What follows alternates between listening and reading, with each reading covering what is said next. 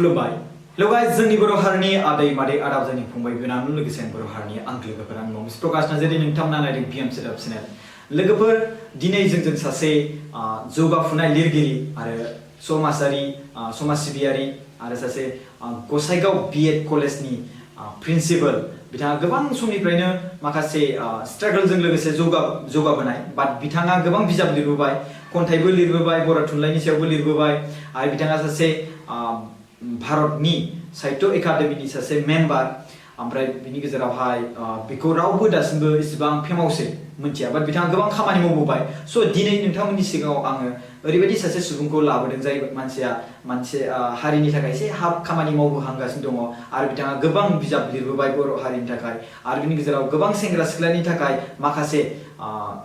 जाय मानसिफ्रा माने प्रब्लेमखौ माने फेस खालामनो हायाखै बैसोर गथ'फोरखौ माखासे साजेसन आरो गाइडलाइन्सबो होबोगासिनो दं स' नोंथांमोननि सिगाङाव दिनै लाबोदों जोंहा डक्टर अजित बर' बिथांखौ खुलुमनाय जासिबाय आरो बिनि गेजेराव नोंथांखौ B.ed चेनेलाव बरायबाय बिथाङा सासे गोबां टेलेन्ट प्रिन्सिपाल आरो प्रफेसर बिथाङा गोबां माखासे कलेजफ्रावबो पार्ट टाइम खामानि मावबोदोंमोन नङा होमबा के हिन्दीखौ अपेन स्टेट इउनिभारसिटियावबो बिथाङा प्रफेसर हिसाबै मावबोदोंमोन स' सार नोंथांखौ बिराद गोसो गोरबोजों आङो बरायनाय जासिहरबाय नोंथांसिम आरो बिनि गेजेराव नोंथाङा जि खामानि मावदों दायो बेखौ सुबुंफ्रा जोंनि बर' हारिनि रायजो राजाफ्रा मोनथिथारनांगोन मिथिबायना बेखौ मोनथिथारनांगोन स' बिनि बेलायावहाय नोंथाङा माखासे नोंथांनिफ्राय सुंद'यै इन्ट्र' हिसाबै आं नोंथांनिफ्राय बुंनो सानदों कि नोंथाङा दासिमावहाय मा खामानि मावदों आंथ' दा मोनथिबाय स' रायजो राजाफ्रा माखासे मोनथिया नङा होमबा स' नोंथाङा बेखौ बुंनानै होदो खुलुमबाय आंनि जिउनि सोमोन्दै बुंनांगौ जायोब्ला जोबोदै दुखुनांथाव जाय जायगायाव आं जोनोम जादोंमोन गामि ओनसोलमोन बे ओनसोलाव लामानि मोजां अबस्था गैया फरायसालिनि मोजां सुबिदा गैया जोबोद दुखु खस्थ'जों आङो फैदों दुलाराय बर' फरायसा आफादनि सोमावसारनाय बे समाव 1989 मायथाइ 1989 मायथाइ बे समाव जोङो न'आव थानो हायाखैमोन जोंनि फरायनायखौबो जोङो गोसो होनो हायाखैमोन बे समाव आङो अरुणाचलाव लेबार मावहैदोंमोन ट्राकआव लेबार जादोंमोन दंफां बाननाय लेबार जादोंमोन बै समाव आरो बिनिफ्राय शिलंआवबो आं थांनानै खयला खावनियाव खयला जावदों आरो फैसा गैयिनि थाखाय आं हटेलावबो मास मोनसे थादों शिलंआव बेनिफ्राय आङो सानबाय जे बिदिजोंथ' जानाय नङा जिउआव जुदि जोङो साक्सेसफुल जानोब्ला गोदाव सोराव थानानै जानाय नङा बेखायनो आङो न'आव फैफिननानै फरायफिननायनि थांखिखौ आं लाबाय बिब्दिनो न'आव फैबाय फैनानै खुब माने थान्दा साननायजों आङो फरायनायाव गोसो होफिनबाय बेनिफ्राय मेट्रिकखौ आङो पास जानानै गुबुन कलेजाव आं फरायफैदों बिब्दिनो मोजां आङो मदद मोनदों फोरोंगिरिफोरनि इउनिभारसिटियावबो आङो मोजां पजिसनावनो एडमिसन मोनदों आरो इउनिभारसिटिनि प्रफेसरफोराबो आंखौ जोबोरै मदद होदों बिब्दिनो आङो खुब माने मोनसे मटिभेसन लानानै नाजानायजों आवगायबोदों बेनिफ्राय आं क'क्राझाराव 2001 मायथाइयाव फैदों 2001 अब्ला बे समावहाय B.ed जाथ'वाखैमोन बे समाव फैनानै आङो लिरनानै एफा एनै खाबुखौ मोनदों आरो क'क्राझारनि रायजोफोरनिफ्राय आङो थोजासे मदद अननाय आरो थुलुंगा मोनदों आচ্ছা थेंक इउ सो माच क'क्राझारनि रायजो राजाफोरखौ जथेस्थ' खुलुमनाय जासिहरो बेनिफ्राय आंनि लिरनाया 2005 मायथाइनिफ्राय जागायजेनदों गिबियावनो आङो क'क्राझार गार्लस कलेजाव एसिस्टेन्ट प्रफेसर हिसाबै खामानि मावदों बेनिफ्राय 2002 मायथाइयाव अल इन्डिया रेडिअ क'क्राझाराव केजुवेल एनाउन्सार हिसाबै खामानि मावदों बेलासियाव मावनांगौ जायो बेखौ फुंनि समाव बा बेलासिसिम आङो कलेजाव खामानि मावबाय बेनिफ्राय रेडिअ सेन्टाराव मोनाबिलियाव खामानि मावबाय नाथाय बै समाव जाय रां रुफाखौ मोनोमोन जोंनि थाखाय थोजासे नङामोन दानफ्रोमबो जों फैसा मोनामोन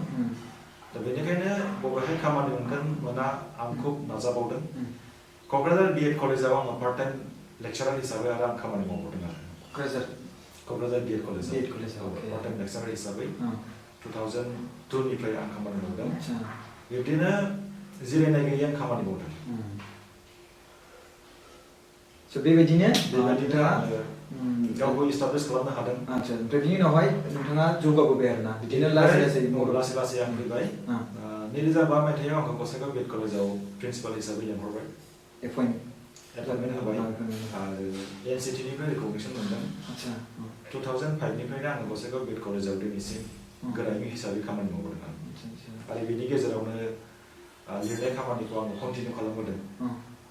स' सार नोंथांखौ बर'नि माखासे सुबुंफ्रा बांसिनानो मोनथिनो मोना स' बिनि गेजेरावहाय दिनैनि बे इन्टारभिउआव लानाय जादों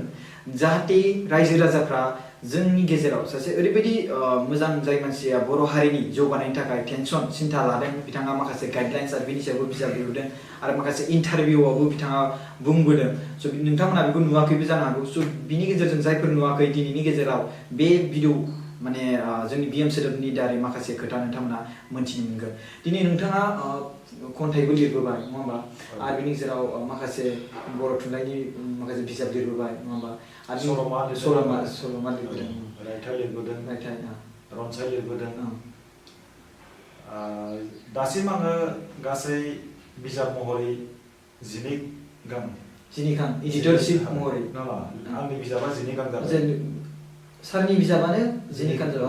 जाबाय बेनि गेजेराव खन्थाइबो दङ सल'मा मोनसे दं आरो बिजिरनायफोर दङ आरो गुरुदेव कालिचरन ब्रह्मनि सायावनो आं बांसिन लिरदों जारिमिना बांसिन लिरनाय जाहोना माने जाय सुबुंनियाव लिरदों बे बांसिन जाबाय गुरुदेव कालिचरन ब्रह्म स' सार गुरुदेव कालिचरन ब्रह्मखौ मानसिफ्रा गोबाङानो माने मोनथिजोबा खायसे मानसिफ्रा जायफोर मानसिफ्रा मोनथियो बिसोर गोबां खम होननानै हमजायो आरोना बाट मोनथिब्लाबो बिथांनि बै जोनोम जानाय समबानो जा आरो थैनाय सानानो जा मासे गोबां मानसि जोंनि लिडार बर'फोरनि लिडारफ्राव बेखौ फालिनाय नुनो मोना गाजा गोमजायै जेरै जोङो उपेन्द्रनाथ ब्रह्मखौ फालियो बिथाङाबो सासे बर' हारिनि सासे समाजारि नङा होमबा समाज सिबियारिमोन नङा होमबा सासे गेदेर जोहोलाव भिरमोन होननानै सानना लायो नङा होमबा आरो बिथाङा रुपसि बे एयारपर्टआवबो बिथाङा महात्मा गान्धीखौ बियो वेलकाम खालामदोंमोन जोंनि बर' हारिनि गाजा गोमजा ट्रेडिसनेलजों नङा होमबा हारिमुजों स' बिनि गेजेरावहाय नोंथाङा बे गुरुदेव कालिचरणखौ खायसे मानसिफ्रा ओरैबायदि मोनथिया बे जे सासे समाजारि होननानै समाज सिबियारि होननानै स' बिनि बेलायाव एसे सुंद'यै सारा बुंनो हागोन नामा बेयो जोबोरै दुखुनांथाव बाथ्रा गुरुदेव कालिचरण ब्रह्मआ सासे धोरोम गुरुल' नङा बै समाव ब्रह्म धोरोमखौ फोसावदोंमोन बर' हारिखौ फोथांनानै लाखिनो थाखायनो दा गुरुदेव कालिचरण ब्रह्मआ ब्रह्म धोरोमखौ 1905 मायथाइयाव आजावनायनिफ्राय बियो प्रसार खालामबोदों बेजों लोगोसे गुरुदेव कालिचरण ब्रह्मआ स्कुल गायसनबोदों मोनसे उइभिं सेन्टार खुलिदों आइजो आफाद दादों बर' फरायसा आफाद दादों गामि जौगाथाय आफाद दादों आबादारि आफाद दादों ब्रह्म कम्पानि खुलिदों जोबनो गैयै खामानि मावदों 1929 मायथाइयाव शिलंआव साइमन कमिसननो बर'फोरनि थाखाय 12था आयदा थानाय मोनसे गोसोखां बिलाइखौ गथायदों दा बे 12था गोसोखां बिलाइनि जि आयदाफोर दङ बियो बर'फोरनि थैनाय थांनाय बर'फोरनि राजखान्थि बर'फोरनि राव थुनलाइ बेजों गोथौयै सोमोन्दो थानाय माखासे आयदाफोरखौ साइमन कमिसननि आखायाव गथायदों दा बेफोरो जोंनि थाखाय जोबोदै गोनांथार आरो बाख्नायथाव खामानि नाथाय जोंनि गेजेराव जों नुनो मोनो माखासे सुबुंफ्रा गुरुदेवखौ धोरोम गुरुल' होननानै गनायो समाज सिबियारि नङा होननानै खायफा सानो दा बेयो जोंनि थाखाय जोबोरै दुखुनांथाव नोंथाङा जाय बाथ्राखौ बुंदों जे जोंनि गेजेराव गुरुदेवा दङ गुरुदेवनि जोनोम सान बा गुरुदेवनि रुंसारि सानाव जोंनि बर'फोरनि माखासे गेदेमाफोर बिसोरखौ गुरुदेवनि जोनोम साननि मुङाव मोनसे मोजां हामलायथि बावनाय बेखौबो जोङो खोब खम नुयो गुरुदेवनि रुंसारि सानाव दुखु जानाय बेखौ जों जोबोरै खम नुयो दा जों मिथिगौ गुरुदेव कालिचरण ब्रह्मआ 18 एप्रिलाव जोनोम जादोंमोन 1860 मायथाइयाव दा दाख्लैसो थांबाय 163 जोनोम सान बे जोनोम सानाव जोंनि बर'फोरनि माखासे दैदेनगिरिफोर एमएलए एमपिफोर गागि दैदेनगिरिफोर बिथांमोनहा गाहाम हामलायथि बावनांगौमोन बेखौ जों जोबोरै खम नुयो आरो बेनि गेजेराव रादाबफोरावबो नुनो मोननांगौमोन रादाबफोरावबो जों नुनो मोननांगौमोन आङो नोंथांमोननि चेनेलजों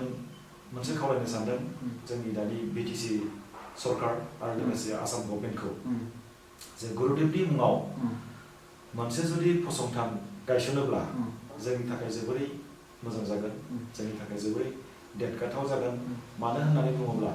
गुरुदेबनि जि मोनसे फिल'सफि बिराद गोथौ फिल'सफि आरोखि माने ब्रह्म धोरोमल' फोसाबनानै बिथाङा थायाखै मोनफ्रोमबो बिथिङाव बिथाङा खामानि मावदों आरो बियो सल'नि बाथ्रा नङा बे एकदम नंगुबै बाथ्रा रियेलिटि बेखौ जों बयबो गनायनो हानांगोन आरोखि स' बिनि गेजेराव दाख्लै आं मोनसे इन्टारभिउ लादोंमोन निरन्जन बाबाजोंबो बिनि गेजेराव बेबो खोब गोबां दुखु फोरमायदों आरो बिनि बेलायावहाय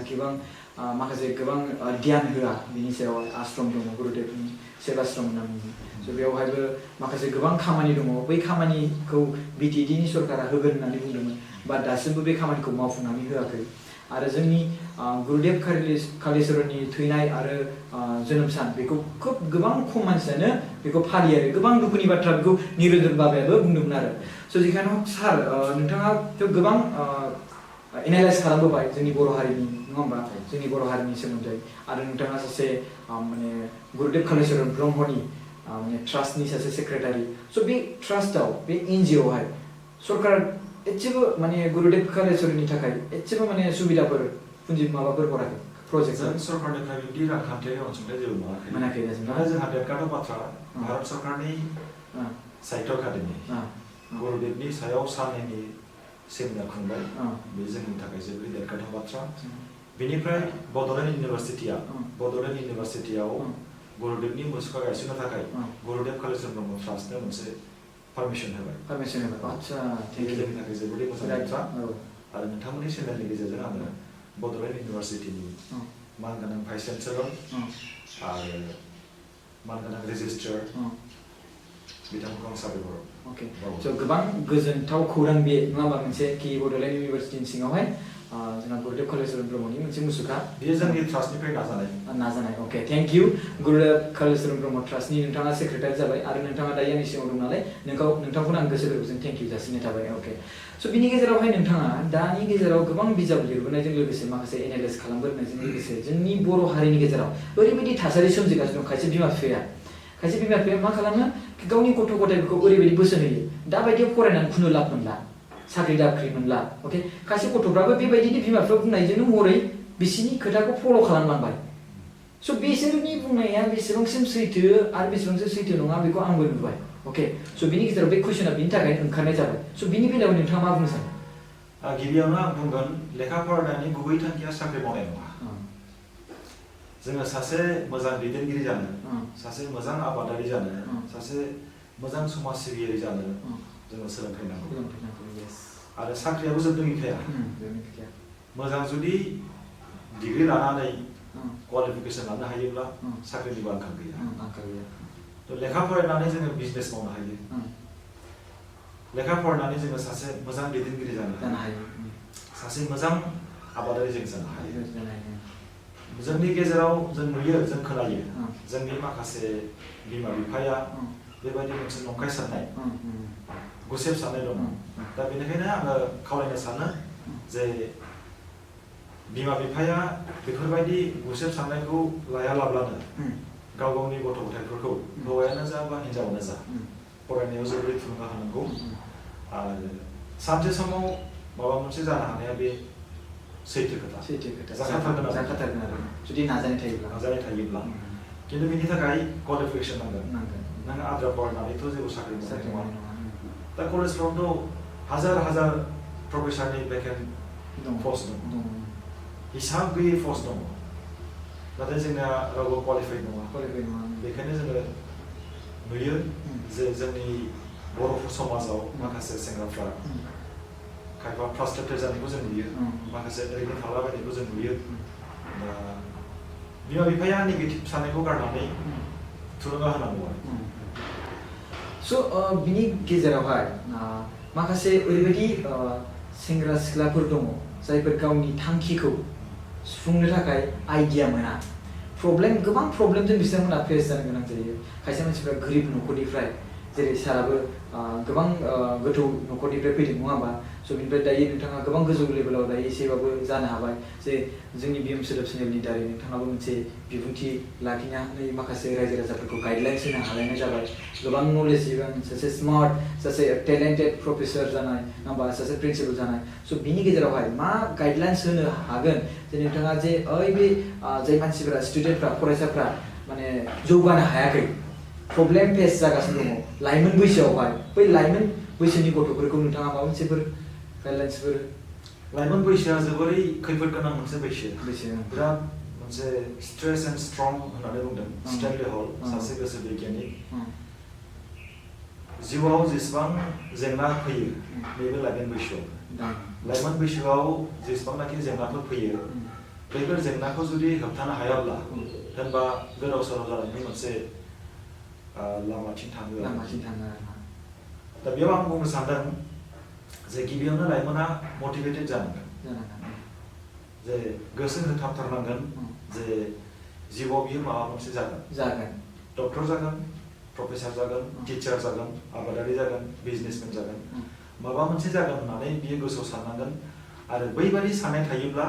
बै साननाया बिनि गोसोखौ बोलो होगोन नाजानायाव जों मिथिगौ माने गोबां समाव ओरैबायदि मोनसे प्रेसार फैयो बे लाइमोन बैसोआव बिमा बिफायाबो प्रेसार होबाय जे नोङो मेट्रिकखौ मोजाङै पास खालामथारनांगौ नोङो डक्टर जानांगौ नोङो इन्जिनियार जानांगौ एसिएस जानांगौ आइएस जानांगौ बिमा बिफानिफ्राय मोनसे प्रेसार फैबाय बेनिफ्राय ओरैबायदि मोनसे ग्रुप जानो हागौ जाय ग्रुपनि बांसिन सोद्रोमाफ्रानो डेलिंकुवेन्ट माने समाजारि हेंथा हाबा मावग्रा थ' बै ग्रुपनिफ्रायबो माखासे प्रेसार फैगोन जे नोङो हारसिं मानो आइसोलेटेड जाखो जोंजों फै जोङो ओरैबायदि खामानि मावदों जोंनियाव ओरैबायदि ग्रुप दं नोङो फरायनायखौ बाद दोन फरायनानै जेबो साख्रि मोना नों जोंजों फै ओरैबायदि मोनसे थासारि जानो हागौ आरो बेबो मोनसे बिनि प्रेसार बेबो मोनसे प्रब्लेम बेनिफ्राय फारसेथिं नायदो समाजनिफ्राय मोनसे प्रेसार फैगोन जे समाजाबो बेखौ बुंगोन नों मोजां मानसि जानांगौ आरो समाजाव गोबां समाव गोबां थासारि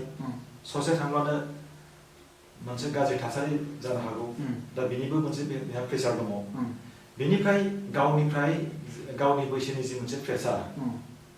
माने सेक्सुयेल डेभेलपमेन्ट इमसनेल डेभेलपमेन्ट बेफोर मोनसे प्रेसार फैयो आरोखि दा मोनफ्रोमबो साइडनिफ्राय जिहेतु प्रेसार फैयो बे प्रेसारखौ होबथानो बियो हानांगोन आरो बिनि थाखाय बियो कनसेन्ट्रेसन खालामनांगोन माने गोसो होनानै बियो खामानियाव नोजोर होनांगोन फरायनायाव बे नोजोर होनांगोन बेनिफ्राय इंराजियाव मोनसे राव दङ एन एम्पटी माइन्ड इज डेभिल्स वर्कशॉप जुदि सोरनिबा लाइमोन बैसोनि गोसोआ खालिब्ला बेयाव भुतआ हाबफैगोन आरोखि बेखौ भुतआ एटेक खालामगोन दा बेनिखायनो लाइमोन बैसोआव माब्लाबाबो गावनि गोसोखौ खालि दोननो फरायनाय समाव फराय बेनिफ्राय नोङो बेलेग खामानि मावनो हागौ जेरै कम्पिउटार सोलोंनाय आरो गेलेनाय आर्ट खालामनाय मिउजिक एन्ड डान्स बेफोरखौ को कारिकुलार एक्टिभिटिस हिसाबै लाफानांगौ आरो दा फरायनाय समाव फरायबाय फरायनाय गैयि समाव गेलेबाय मोसाबाय मुसुरबाय नङा होनबा थ' बिदिब्ला मा जागोन बे सासे लाइमोननि थाखाय माने गाज्रि साननो बियो सम मोननाय नङा गाज्रि खामानि मावनो बियो सम मोननाय नङा मानो होननानै बुङोब्ला सब समाय बे बेस्थ' थाबाय आरो बेस्थ' दोननायानो बे लाइमोनफोरनि मोनसे बिराद माने फर्स आरो बिराद मोनसे गोहो गावखौ बेस्थ' दोननो हानांगोन स' गोबां मोजां पइन्ट बियो कि बे लाइमोन बैसोआव खालि दोननाङा जोंनि माइन्डखौ नङा होमबा स' माबा मोनसे नङा माबा मोनसे जों मावनाय नाजानाय मोसानायानो हक डान्सआनो हक गेलेनायानो हक माबा मोनसे फरायनाय लिरनाय बिजाब माबा सोरनिबा स्ट'रि जारिमिन आरोना बाट दिमागखौ माने खालि दोननाङा जे मबाइल लानानै बायदिसिना जों इमोसनेल जानानै बायदिसिना जों हारगोट खालामलाङो आरोना स' बेबायदिसिम जों थांनो नाङा आरोना स' थेंक इउ स' माच सार बेबायदि एक्सप्लेन खालामना होनायनि